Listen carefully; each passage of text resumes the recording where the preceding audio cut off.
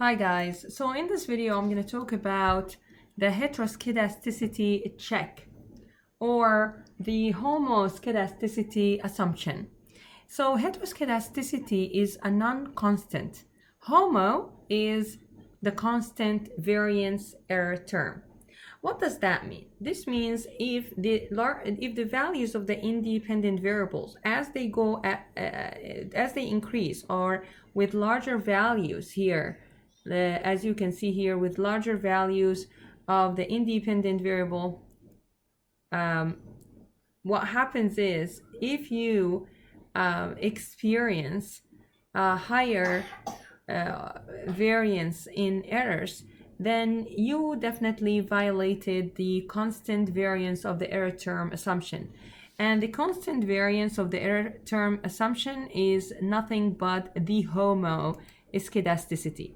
So the homoscedasticity is the assumption for the linear regression, and the heteroscedasticity is the check you need to check. And this is something that we don't like. Hetero, hate, we don't like that. We don't want it to be present.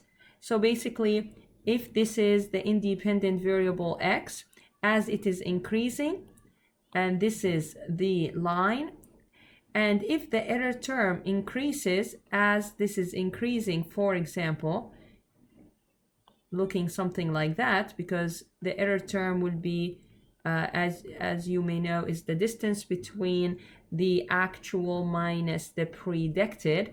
So from the point dropped vertically on the predicted value on the line.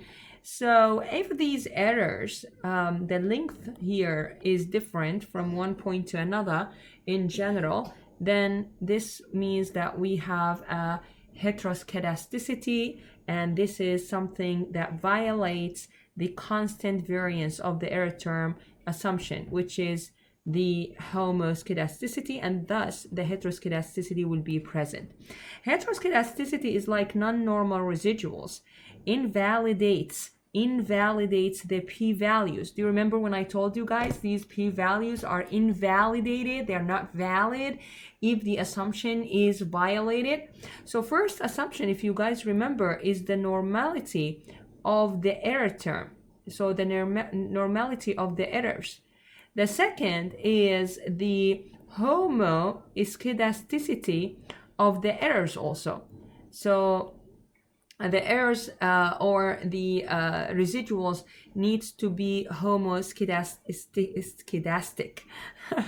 So in most cases, you can identify heteroscedasticity by graphing the predicted value on the x-axis, all right? The predicted value on the x-axis and the absolute value of the residual on the y-axis.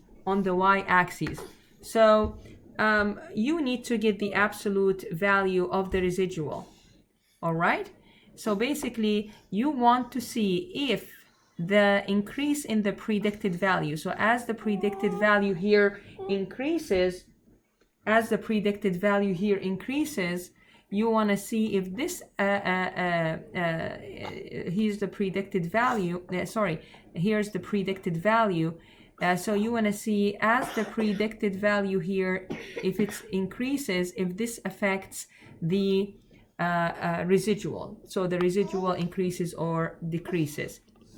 So this is how you understand it. So you want to see if the predicted values, basically the predicted value here is y hat, we call it.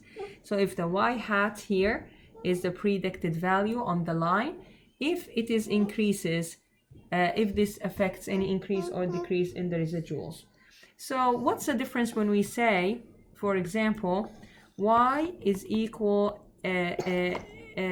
beta 0, let's say, plus beta 1 x1 plus beta n xn. This is the actual. Is it? No, it should be the predicted, because this is the predicted value. And in some mathematical papers, this is the predicted, but in some mathematical papers, they refer to the actual value as y, because there is y, of course, actual, and there is a predicted y that we get from this line. So there is y that given to you from the data set, the actual y here given from the data set, and there is a predicted y. This predicted y, usually we say it is y hat equal beta 0 plus beta 1 x1 plus, as you depending on the number of independent variables that we have. All right, so now we know that we have the actual value y given to us from the data set, and we now know that we have a predicted value. We call it y hat, and this y hat is given or founded by the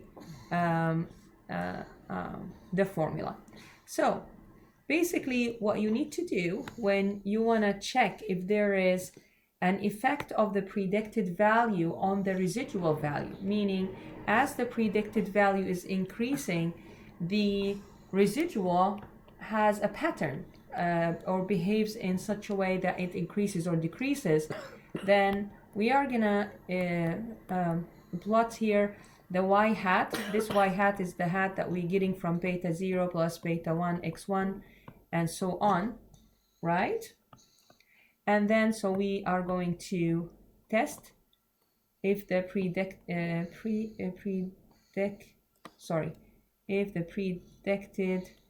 value here,